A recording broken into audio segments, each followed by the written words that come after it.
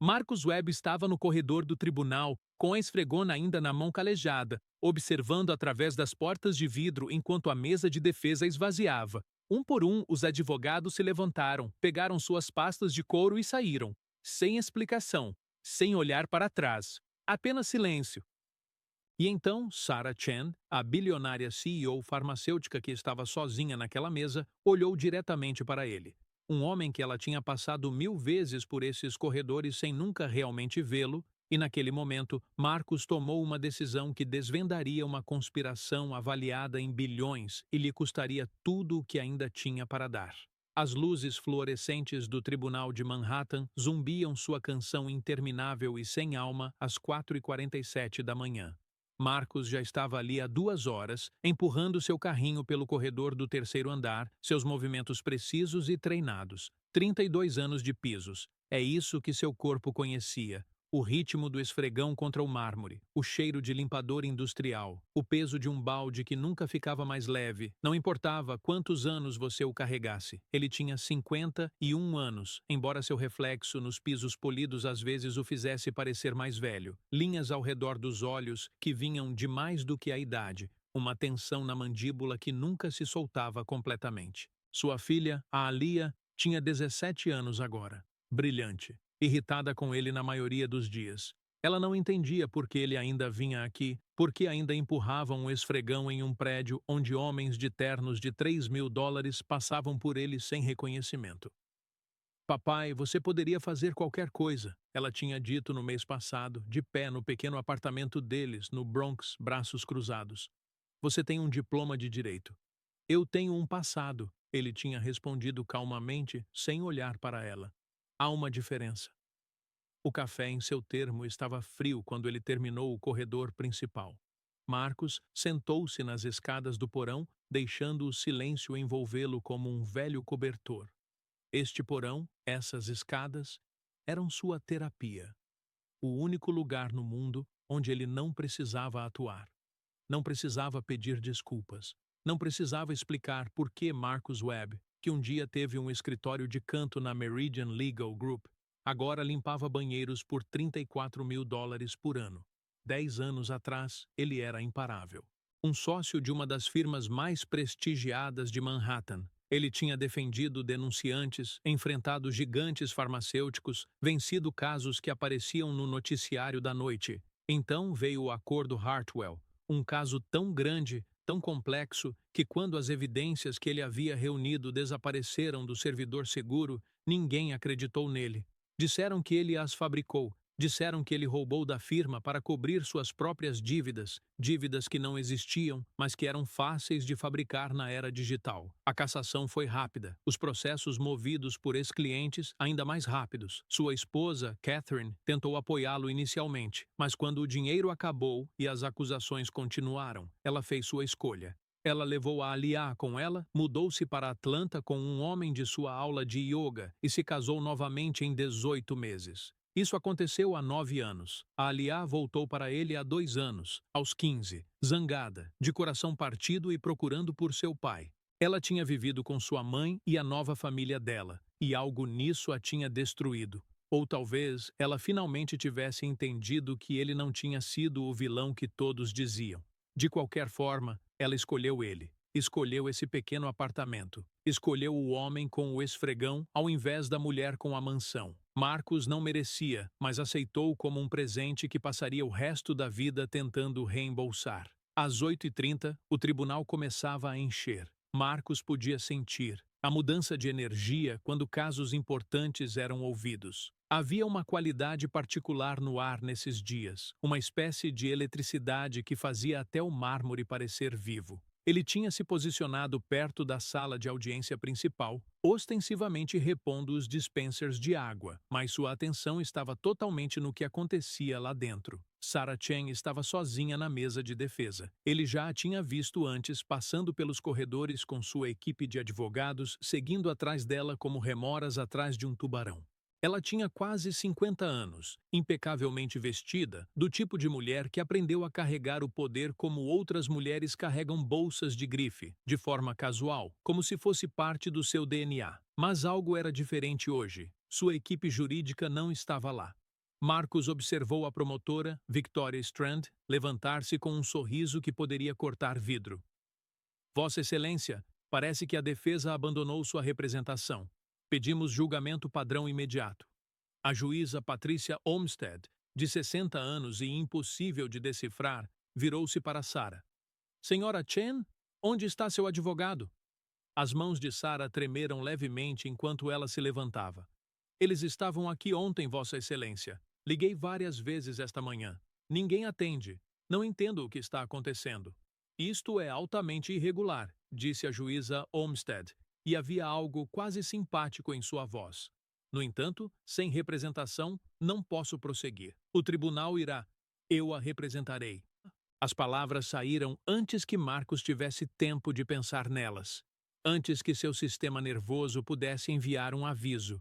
Antes que seu instinto de sobrevivência pudesse lembrá-lo de que tinha uma filha dependendo dele, que não podia se dar ao luxo de perder aquele emprego, que algumas batalhas não eram dele lutar. Ele havia dado um passo à frente sem tirar as luvas de trabalho, sem mudar sua expressão, sem qualquer das atuações que sua vida agora exigia. A sala de audiências ficou absolutamente silenciosa. Com licença? A voz do juiz Olmsted foi aguda. Vou representar a senhora Chen, meritíssimo. Marcus colocou seu esfregão contra a parede, e o som dele se movendo fez todos se virarem. Se ela aceitar minha representação. O riso de Victoria Strand foi do tipo que poderia quebrar vidro. Meritíssimo, o zelador está se oferecendo para exercer a advocacia? Sou membro da Ordem dos Advogados de Nova York, disse Marcus, sua voz firme e baixa. Ele colocou a mão no bolso, onde ainda carregava uma identidade antiga, laminada e gasta. Número da licença 847291. Ativo, embora não esteja praticando atualmente. O juiz Olmsted pegou a identidade. Suas sobrancelhas se levantaram. Marcus Webb, você foi descredenciado em 2014. Fui suspenso, meritíssimo. Minha licença de advogado foi restaurada em 2017 após provar que as acusações contra mim foram fabricadas. Ele fez uma pausa. Tenho esperado há muito tempo para usá-la novamente. Sarah Chen o encarou com uma mistura de esperança e descrença. Sim, ela disse com uma voz baixa. Sim, eu aceito. Por favor. O juiz Olmsted devolveu a identidade. Você tem 20 minutos para se reunir com seu cliente, Sr. Webb, e sugiro que encontre algo mais adequado para vestir. O corredor fora da sala de audiência era um borrão de sussurros e flashes de câmeras. Marcus ignorou tudo isso e focou em Sarah Chen, que o seguiu até uma pequena sala de consulta, ainda com sua expressão de choque cuidadoso. Por quê? Ela perguntou antes que ele pudesse falar. Você não me conhece. Você pode perder esse emprego. Acronym. Já não tenho nada, respondeu Marcus. As palavras não eram autopiedade, simplesmente eram verdade. O que significa que sou o único aqui que pode se dar ao luxo de se importar com justiça em vez de horas faturáveis. Conte-me tudo e não deixe nada de fora. A história de Sarah veio em fragmentos no começo, depois mais rápido, como uma represa se rompendo. Ela tinha fundado sua empresa, Meridian Pharma, um nome que fez a respiração de Marcus ficar presa, há 15 anos. Ela dedicou esses anos ao desenvolvimento de um tratamento para leucemia infantil, uma cura real, não apenas o gerenciamento da remissão. Algo que poderia ter salvado milhares de vidas. O tratamento funciona, disse Sarah, com a voz tremendo. Fizemos testes, temos resultados. Mas agora a Vex Pharmaceuticals está alegando que eu roubei a fórmula deles. Estão dizendo que acessei a pesquisa deles ilegalmente, que sou uma ladra. Você fez isso? Perguntou Marcus. Não, seus olhos nunca desviaram dos dele. Nunca conheci alguém da Vex. Desenvolvi este tratamento do zero. Com minha própria equipe, com meus próprios recursos. Marcus recostou-se na cadeira, seu instinto de advogado, a parte dele que nunca realmente morreu, começando a despertar. Por que toda a sua equipe jurídica desapareceu? Não sei. As mãos de Sarah se cerraram no colo. Eles estavam confiantes ontem. Disseram que tínhamos uma defesa forte. E então, nesta manhã, nada. É como se eles nunca tivessem existido. Foram pagos para sair, disse Marcus calmamente.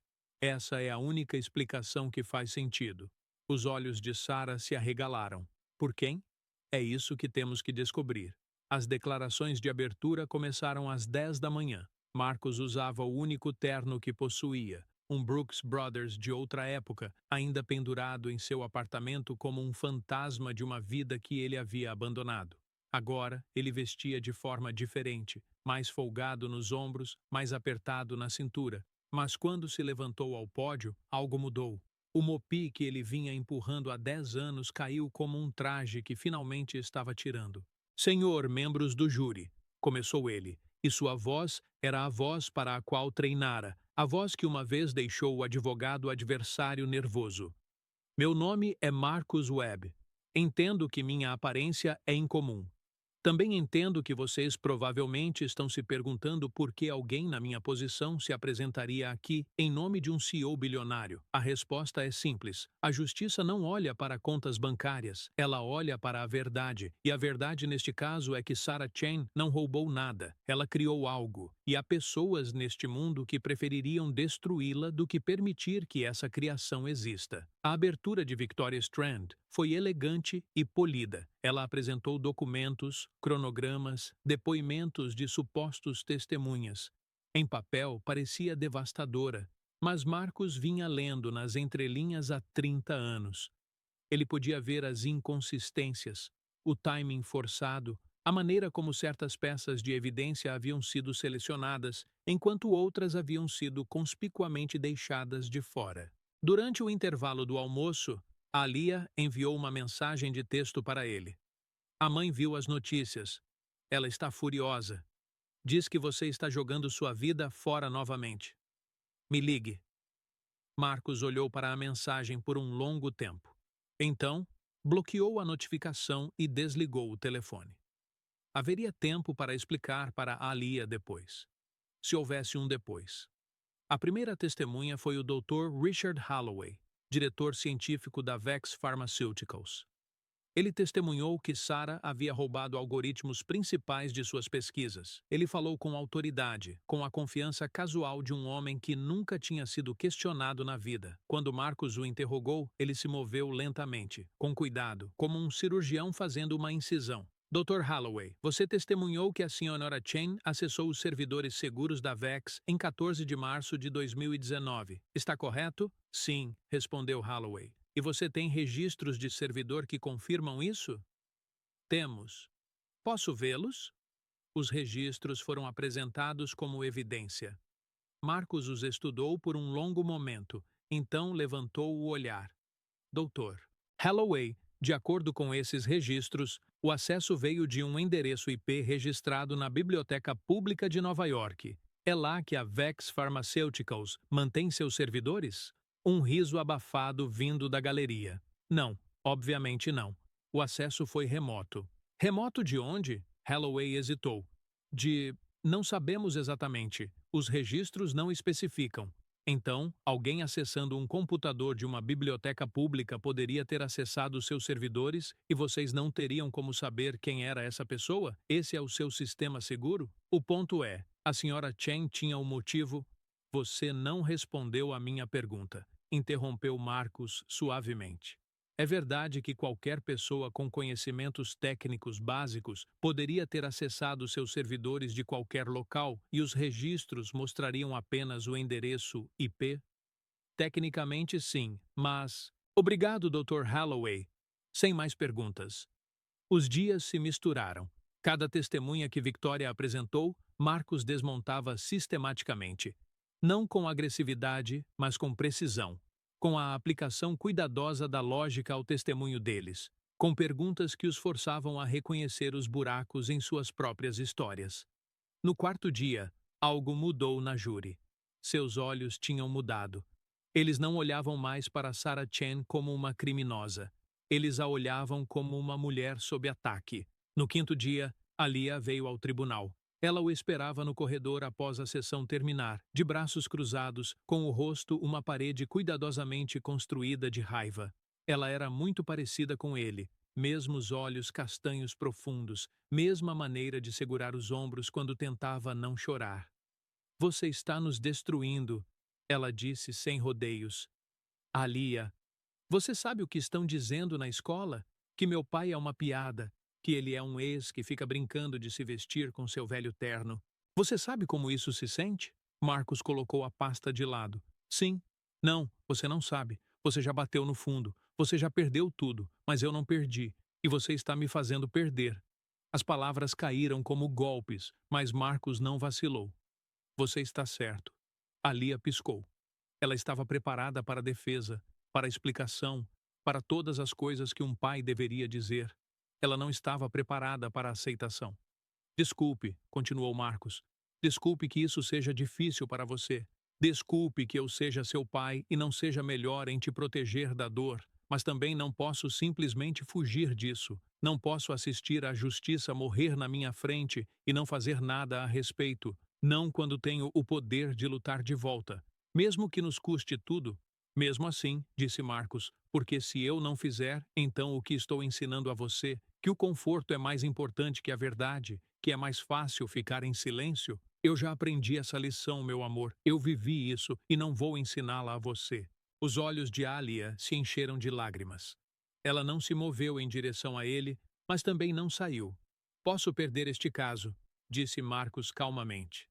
Posso perder este emprego. Sua mãe pode tomar uma ação legal, mas não vou perder minha integridade. E se você não entender mais nada sobre mim, preciso que você entenda isso.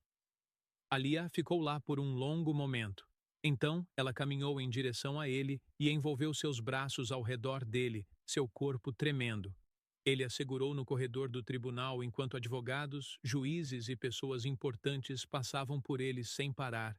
E pela primeira vez em 10 anos, Marcos sentiu que finalmente estava vivendo a vida que deveria viver. No 7º dia, tudo mudou. Uma mulher entrou no tribunal antes do amanhecer. Ela era jovem, talvez 30 anos, com olhos assustados e um pendrive apertado na mão trêmula. Ela pediu para falar com Marcus Webb. A segurança quase a dispensou até ela dizer 2 palavras. Evidência, tudo.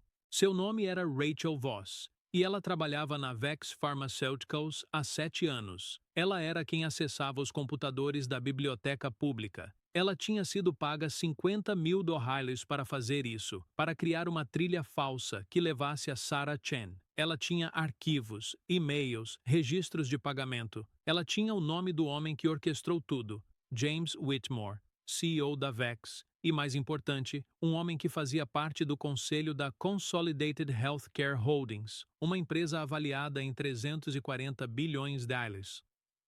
Por que se apresentar agora? Marcos perguntou a ela na pequena sala de consulta, mal ousando respirar. Porque minha filha foi diagnosticada com leucemia, disse Rachel com a voz embargada. Ela tem 5 anos, e eu assisti ao julgamento. Ouvi Sarah falar sobre o tratamento dela. Percebi que minha ganância poderia ter impedido minha filha de ter acesso à cura que poderia salvar a vida dela. Eu não poderia viver com isso. Marcos pegou o pendrive com mãos que ainda não estavam completamente firmes. Precisamos levar isso ao promotor. Não, disse Rachel. Você precisa apresentar isso ao tribunal. Você precisa expô-los na frente de todos. Eles precisam saber que não podem fazer isso. Não podem simplesmente comprar sua saída das consequências. Na manhã final do julgamento, Victoria Strand parecia diferente. Ela parecia uma mulher que acabara de perceber que estava do lado errado da história. Quando Marcos apresentou as provas, os e-mails entre Whitmore e Rachel, os registros de pagamento, as gravações de áudio onde Whitmore discutia explicitamente a armação de Sarah Chen, a sala de audiências não apenas reagiu, ela explodiu. A juíza Olmsted pediu ordem 3 vezes antes que o público finalmente se acalmasse. Victoria Strand levantou-se lentamente e retirou as acusações. A acusação solicita o arquivamento com prejuízo. Ela disse, sua voz mal acima de um sussurro. Excelência, as provas indicam que meu escritório recebeu informações falsas da Vex Pharmaceuticals. Este caso foi uma grave injustiça. O juiz Olmsted assentiu lentamente, depois olhou diretamente para Marcos. As acusações contra a Sra. Chen foram rejeitadas. Sr. Webb, este tribunal raramente testemunhou uma dedicação tão grande à busca pela justiça. Você demonstrou os mais altos princípios da profissão jurídica. Espero que vejamos mais de você no futuro.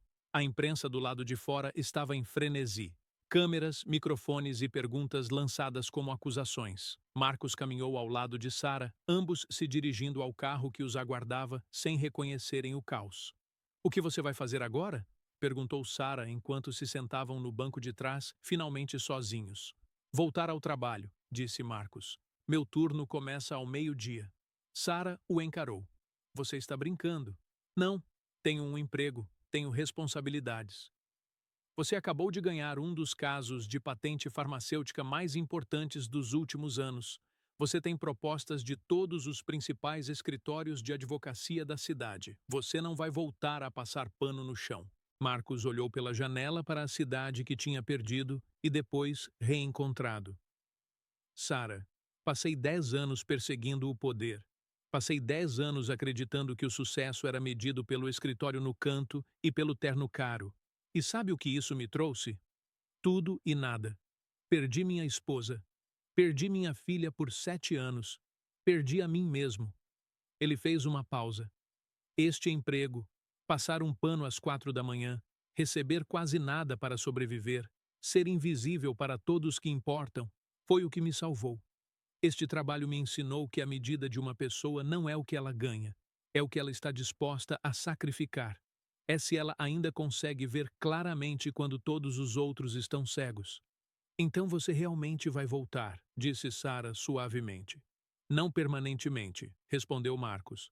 "Mas sim, hoje e amanhã, por um tempo, porque fiz um compromisso e eu não quebro mais esses." O segurança do tribunal deu uma segunda olhada ao ver Marcos entrando de uniforme de manutenção. OAC.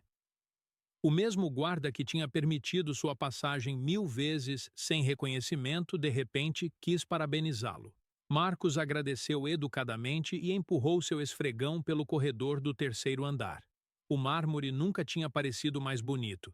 3 meses depois, Marcos abriu uma porta na West 47th Street. A placa dizia: Webb & Chen, defesa de patentes farmacêuticas, serviços pro bono. A Alia estava lá para a cerimônia de inauguração. Ela usava um terno, o mesmo corte Brooks Brothers do de seu pai, ajustado para caber em seu corpo. Ela tinha decidido cursar direito, não porque estivesse fugindo de algo, mas porque estava correndo em direção a isso. "Você tem certeza disso?" ela perguntou enquanto eles estavam no escritório vazio, com a luz do sol entrando pelas janelas. "Nunca estive mais certa de algo", respondeu Marcos. "Sarah está investindo o capital. Ela está financiando uma divisão sem fins lucrativos. Qualquer empresa farmacêutica tentando roubar de pequenos inventores, de pesquisadores independentes, nós assumimos os casos. Fazemos isso de graça. Fazemos porque é o certo." "E você está deixando o tribunal?" Marcos sorriu. "Estou tirando uma licença. O juiz me ofereceu. Aparentemente, meu serviço foi valioso o suficiente para que prefiram que eu continue na lista, só por precaução, caso precisem de alguém para ajudar em outros casos pro bono. Vou trabalhar aqui e ainda vou limpar aquele tribunal, pelo menos alguns dias por semana." "Por quê?" Alia perguntou, genuinamente curiosa. "Porque aquele corredor é onde me encontrei novamente, e eu nunca quero esquecer isso. Nunca quero esquecer que um homem com um esfregão pode mudar o mundo se for corajoso o suficiente para falar." 6 meses depois, Sarah foi até o escritório dele com vinho e com algo mais, uma vulnerabilidade que ela aprendeu a mostrar somente na presença dele. "Tenho pensado em deixar o cargo de CEO", ela disse. Eles estavam sozinhos. Tarde da noite, a cidade brilhando abaixo deles. "Quero focar no tratamento. Quero vê-lo distribuído globalmente. Quero garantir que nenhuma criança morra por algo que poderia ter sido curado." "Isso é nobre", disse Marcos. Estava pensando. Sarah hesitou de uma maneira que lhe lembrou como ela tinha olhado para ele naquele primeiro dia na sala de audiências. Estava pensando que gostaria de fazer isso com alguém. Alguém que entenda o que significa lutar por algo em que acredita. Alguém que não tenha medo de se levantar mesmo quando o mundo inteiro está sentado. Marcos olhou para ela. Esta mulher que lhe dera uma segunda chance de encontrar sentido, que tinha visto além do uniforme, que reconhecera que heróis não usam ternos caros. Você está me pedindo para ser seu parceiro? Ele perguntou suavemente. Estou perguntando se você vai me deixar ser seu, ela respondeu. Naquela noite, depois que Sarah saiu e a Alia ligou para compartilhar a empolgação de sua primeira semana na faculdade de Direito, Marcos estava na janela do escritório que levava seu nome.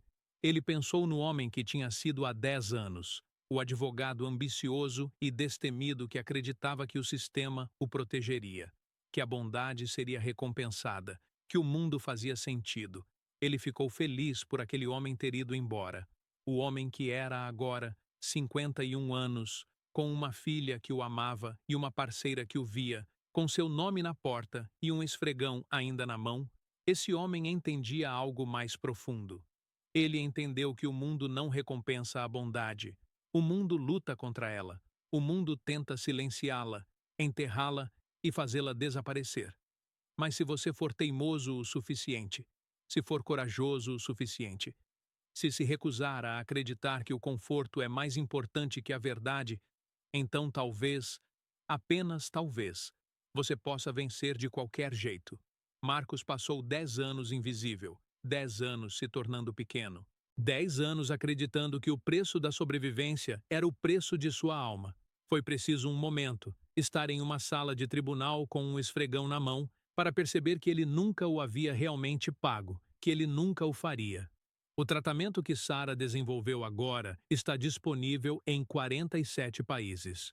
Alia se formou na Faculdade de Direito com as maiores honras e agora dirige a divisão pro bono da Webb & Chen. A filha de Rachel Voss está em remissão e Rachel trabalha atualmente como investigadora de fraudes para agências reguladoras farmacêuticas.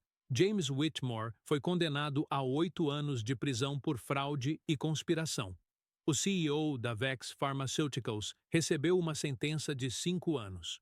O tribunal ainda precisa ser limpo.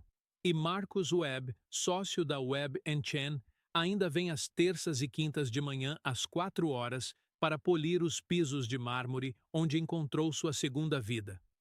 Porque Marcus entende algo que muitos de nós esquecemos. Um homem com nada tem tudo a ganhar lutando pela verdade. E um homem que está disposto a ser invisível pode se tornar a força mais visível para a mudança. Se você está assistindo a isto e se perguntando se já é tarde demais para recomeçar, se é possível reconstruir após a destruição, se uma pessoa realmente pode enfrentar o sistema e vencer, a resposta é sim. Mas somente se você estiver disposto a carregar a esfregona com dignidade. Somente se você entender que sacrifício não é fraqueza. Somente se você acreditar, com cada fibra do seu ser, que a justiça importa mais do que o conforto. Marcus Webb acreditou. E sua filha também acreditará. E talvez, se você for corajoso o suficiente, você também acreditará. Uma pessoa pode mudar tudo. Foi preciso apenas 10 anos, uma esfregona e a coragem de falar quando todos esperavam que ele permanecesse em silêncio. Essa é a verdadeira revolução.